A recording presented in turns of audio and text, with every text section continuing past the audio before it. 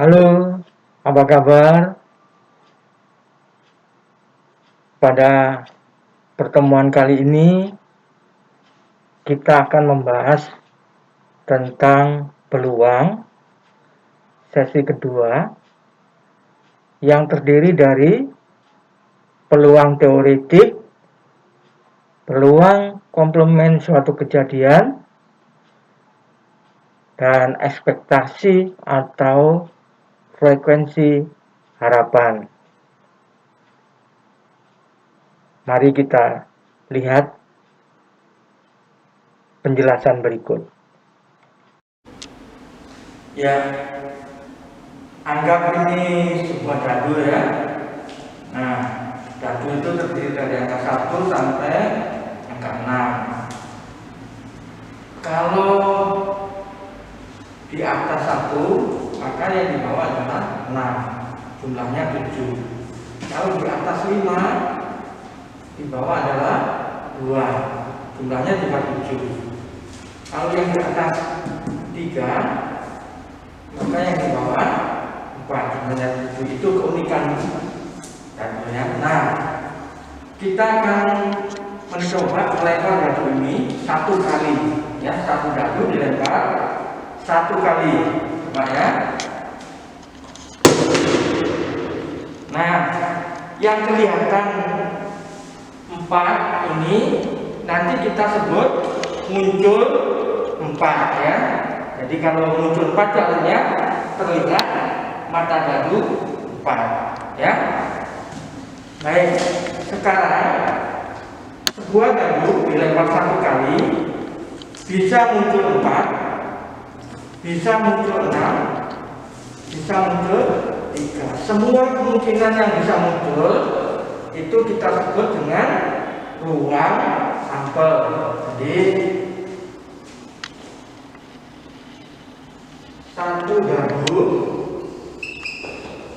dilempar 1 kali ya, ruang sampelnya sama dengan 1, 2, 3, 4, 5, 6 ya. Nah,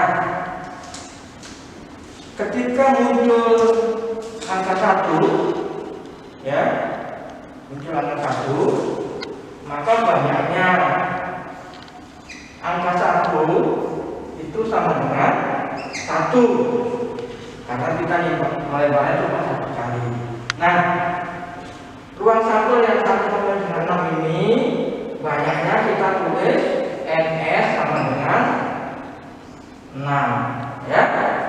Nah, perbandingan N1 dengan NS itu sama dengan 1/6. Bagaimana dengan angka 2? Sama. Banyaknya angka 2 yang muncul itu juga 1 dalam 1 lemparan tadi, bukan lempar lagi ya. Maka perbandingannya juga kita peroleh N2 per NS sama dengan 1/6. Angka 3, 4, 5, dan 6 sama ya. Sehingga N muncul 6 juga 1 dari 1 lemparan tadi ya.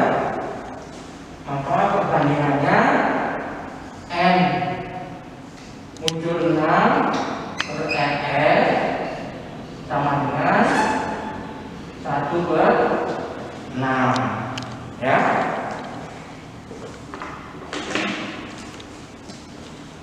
Nah, angka 1/6 ini perbandingannya ini sering disebut dengan peluang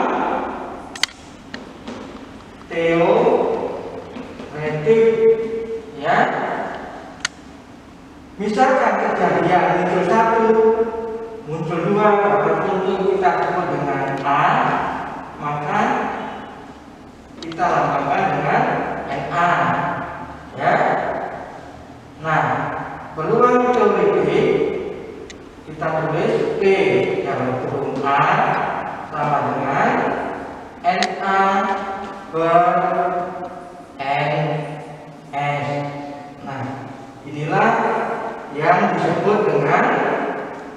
rumus peluang teoretik. Ya, inilah penjelasan awal tentang peluang teoretik. Agar kalian lebih jelas lagi, ya, kita akan belajar lebih dalam. Mari kita ikuti penjelasan berikut. Pada contoh 1, sebuah dadu dilempar 1 kali, berapa peluang muncul mata dadu bilangan ganjil? Nah, penyelesaiannya, 1 dadu dilempar 1 kali, ini berarti banyak ruang sampelnya, NS-nya sama dengan 6.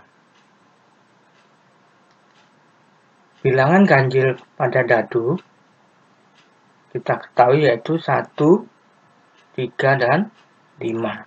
Ada 3 bilangan. Berarti banyak bilangan ganjil atau N muncul bilangan ganjil ada 3. Sehingga peluangnya dapat kita hitung. Peluang muncul bilangan ganjil sama dengan N muncul bilangan ganjil dibagi S. Sama dengan 3 dibagi 6. Bentuk sederhananya 1/2. Nah, jadi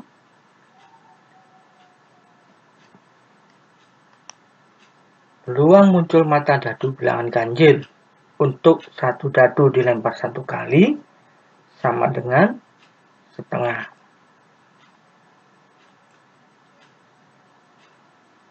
Berikutnya contoh kedua. Sebuah dadu dilempar 1 kali, berapa muncul mata dadu lebih dari 2? Penyelesaiannya, 1 dadu dilempar 1 kali, NS sama dengan 6. Ya. Nih, NS sama dengan 6. Mata dadu lebih dari 5 kita ketahui yaitu 3, 4, 5, dan 6. Banyaknya ada 4. Jadi dapat dikatakan N muncul mata dadu lebih dari 2, 4. Sehingga peluangnya dapat kita hitung, ya. P dalam kurung muncul mata dadu lebih dari 2 sama dengan N muncul mata dadu lebih dari 2 per NS. Sama dengan 4/6. Sama dengan 2/3. Jadi peluangnya adalah 2/3, ya. Bagaimana? Sudah jelas? Nah, kita coba lagi ya, contoh ketiga. Sekarang sebuah dadu dilempar 2 kali. Berapa peluang muncul mata dadu berjumlah 7? Penyelesaiannya, 1 dadu dilempar 2 kali. Kemarin kita ketahui dalam daftar itu adalah banyak ruang sampelnya adalah 36, ya. Nah, mata dadu berjumlah 7 kita lihat dalam daftar kemarin itu 1 dan 6. Mata dadu pertama 1, mata dadu kedua 6. Karena 1 tambah 6 adalah 7. Nah, yang lainnya kita bisa cari. 6 dan 1, 2 dan 5, 5 dan 2, 3 dan 4, 4 dan 3. Ada lainnya? Nah, semuanya ini ada 6 pasangan, ya. Jadi N berjumlah 7, banyak muncul mata dadu berjumlah 7 ada 6, Na-nya 6. Sehingga peluangnya dapat kita hitung, ya.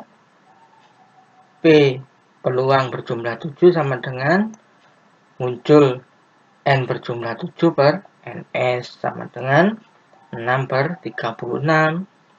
Kita sederhanakan jadi 1 per 6. Jadi peluangnya adalah 1 per 6. Bagaimana? Sudah ada gambaran? Sudah paham?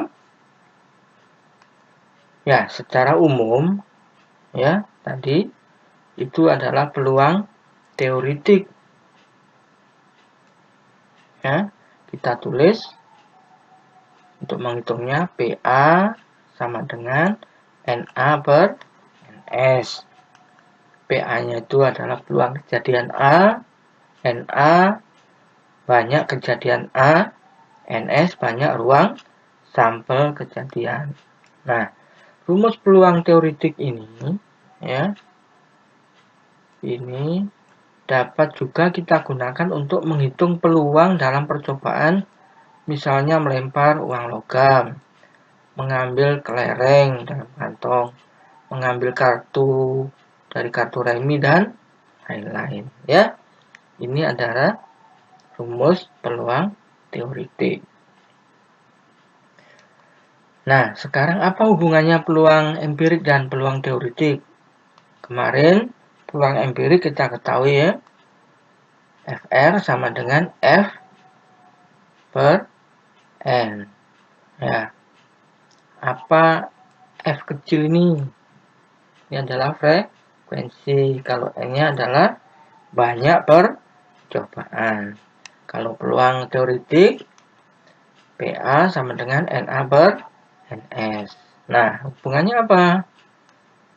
Jika percobaan atau N peluang empiriknya itu sangat besar atau banyak sekali, maka nilai FR-nya itu akan mendekati atau sama dengan nilai PA. Inilah hubungan peluang empirik dan peluang teoretik, ya. Nah, untuk info pengetahuan yang perlu kita ketahui, ya, nilai peluang teoretik itu berkisar antara 0 sampai 1. Kalau ditulis lambangnya P dalam kurung A lebih besar atau sama dengan 0,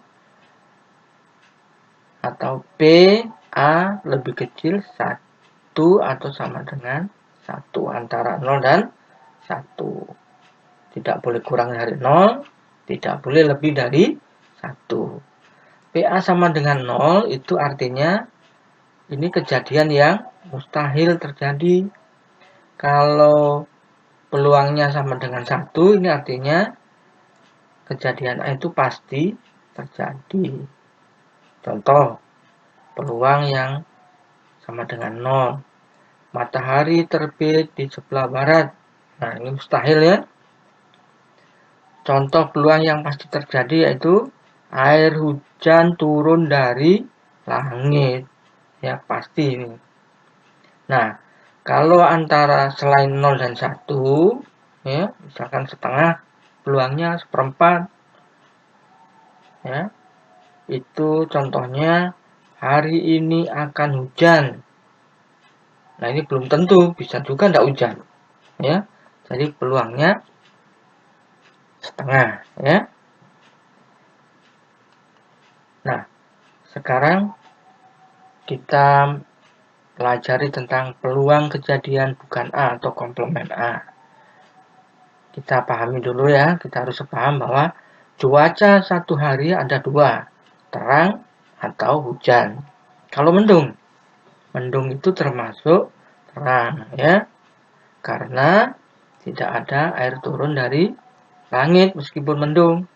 Tetapi kalau ada air turun dari langit, baik itu mendung maupun ada sinar matahari, tetap disebut hujan. Jadi ada terang dan hujan. Dari sini diketahui ruang sampelnya ada 2.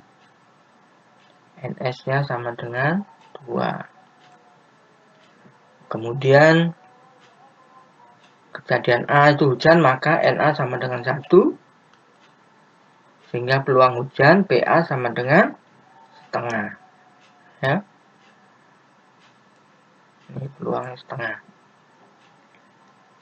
Nah, peluang kejadian bukan A, yaitu terang, ya, bukan hujan itu terang, ditulis A pangkat C, ini A komplement C. Maka banyaknya adalah 1 juga kan? Sehingga diperoleh peluang kejadian A, bukan A, P A komplement sama dengan N A komplement per NS, atau P terang sama dengan N terang per NS sama dengan setengah. Nah, kalau kita jumlahkan peluang A dan bukan A itu hasilnya adalah 1 ya. Sehingga dapat disimpulkan peluang kejadian A dan tambah peluang bukan A totalnya adalah 1. Nah, untuk apa ini? Coba kita lihat contoh 4. Peluang muncul angka 3 pada percobaan sebuah dadu yang dilempar 1 kali adalah 1/6. Berapa peluang muncul mata dadu bukan 3, komplement 3. Nah, ini kita bisa langsung hitung ya. P3 peluang muncul angka 3 1/6, PA ditambah P komplement A1, ini artinya P3 ditambah P komplement 3 1, sehingga kita peroleh 1/6 ditambah P komplement dari 3 sama dengan 1, secara A8 diperoleh 1 dikurangi 1/6, yaitu 1 itu 6/6 ya, sama dengan 5/6. Jadi komplemennya, peluang komplement bukan 3, 5/6. Ini penggunaan rumus peluang A ditambah peluang komplement A. Nah, berikutnya kita masuk pada ekspektasi atau frekuensi harapan. Misalkan rumus ekspektasi itu kita tulis E, maka terdapat hubungan EA sama dengan BA kali N. EA-nya adalah harapan muncul A, ekspektasi A, PA adalah peluang A, dan N banyaknya percobaan. Mari kita lihat contoh yang kelima. Sebuah dadu dilempar sebanyak 4.200 kali. Berapa kali harapan muncul angka 3? Atau berapa ekspektasi muncul angka 3? Penyelesaiannya, rumusnya kan EA sama dengan PA kali N. Nah, N-nya itu 4.200 ya, banyaknya semuanya percobaan. PA-nya adalah 1/6. Dari mana 1/6? Nah, PA ini perlu kita pahami itu diperoleh dari percobaan dasar untuk satu dadu dilempar 1 kali, bukan 4.002 kali, tapi cukup satu dadu dilempar 1 kali. Kita cari peluang muncul 3 adalah 1/6, seperti yang kita pelajari di atas. Nah, sehingga kita bisa hitung ya, EA sama dengan PA kali N sama dengan 1/6 kali 4.200 sama dengan 700. Jadi, harapan muncul angka 3 dalam 4.200 kali pelemparan percobaan adalah 700 kali muncul. Ini ekspektasinya. Ya, coba contoh 6 sekarang. Peluang seorang bayi terkena virus flu 0,2. Banyak bayi di suatu daerah 8.000. Berapa bayi yang sakit flu? Nah, ini diketahui. Misalkan kejadian kena virus flu itu adalah A, maka PA peluang A sama dengan 0,2. Banyaknya percobaan N 8.000. Yang ditanya adalah harapan A, ekspektasi A, maka kita dapatkan EA sama dengan 0,2 kali 8.000 sama dengan 1.600. Jadi, bayi yang sakit flu di daerah tersebut sebanyak 1.600. Nah, supaya lebih paham lagi, kita coba ya contoh ke-7. Misalkan di peternakan ayam, sebuah telur dapat menetas, itu peluangnya adalah 0,7. Nah, jika ada 40.000 telur, berapa peluang yang tidak menetas? Nah, ini diketahui A itu menetas ya, peluangnya adalah 0,7. Banyaknya percobaan N 40.000 ya. Kalau A menetas, komplement A adalah tidak menetas. Ya, ditanya E komplement A yang tidak menetas. Ini kita cari B komplement A adalah 1 dikurangi 0,7 adalah 0,3. Ini B bukan A. Komplement A ya, sehingga harapan komplement A tidak menetas adalah 0,3 kali 40.000. Jadi bukan 0,7 ya, tapi 0,3 sama dengan 14.000. Sehingga ya, jadi telur yang tidak menetas sebanyak 12.000. Nah, kalau kesulitan boleh dicari peluang menetas dulu berapa. Nah, kemudian 40.000 dikurangi yang bisa menetas. Boleh juga ya. Oke.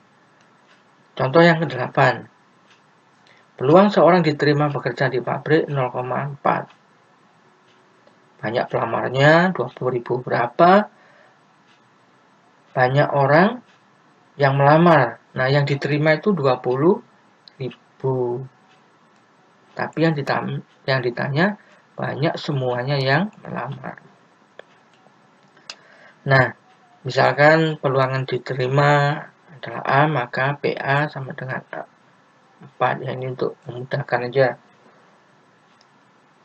Nah, EA-nya 20.000 yang diterima ya, harapan diterima 20.000.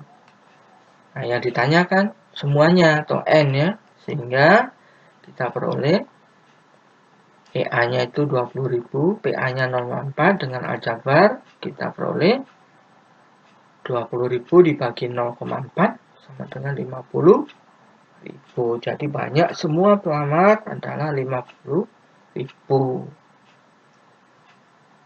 Nah, bagaimana? Nah, sekarang ya, ada lagi materi ya, tentang kejadian saling bebas dan saling asing. Dan pengayaan nanti akan kita bahas pada sesi ketiga ya. Sekarang kita coba untuk mengasah pemahaman. Kita kerjakan soal-soal berikutnya. Yang bagian pertama ini ada 6 soal.